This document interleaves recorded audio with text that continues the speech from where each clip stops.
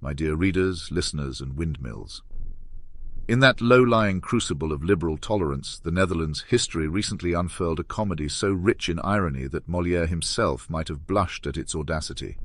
Geert Wilders, with his peroxide defiance against the drabness of traditional Dutch aesthetics, fashioned himself as a modern-day William of Orange, poised to liberate his country from the perceived shackles of multiculturalism. Yet, in a turn of events that would make Kafka chuckle in his grave, Wilders found himself the king of a castle made of sand, just as the tide was coming in. This is a tale not just of political failure, but of cosmic justice served with a side of bitter herring.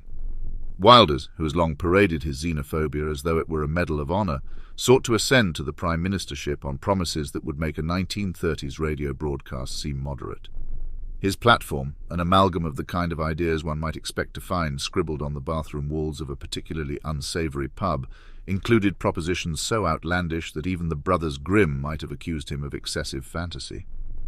The Dutch political landscape, a veritable smorgasbord of parties and coalitions more diverse than the contents of a well-stocked spice merchant's shop, has always demanded compromise as the price of governance.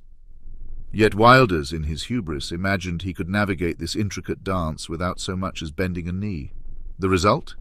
A spectacle of schadenfreude that saw him, despite his electoral victory, relegated to the sidelines, his dreams of power evaporating like the morning mist over the canals of Amsterdam. It is here, in this moment of delicious irony, that Wilder's predicament transcends mere political farce to become a cautionary tale of Shakespearean proportions. The man who sought to sell the Dutch a vision of their country as pure as the driven snow found himself out in the cold, a victim of his own divisive rhetoric. His political aspirations, now dashed, serve as a reminder that in a society as intricately woven as the Netherlands, attempting to pull a single thread can unravel the entire tapestry. The response from Wilders was as predictable as it was pathetic.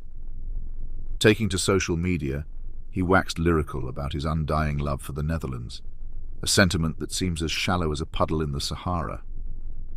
He vows that his time will come with the desperate fervor of a man trying to sell ice to Eskimos.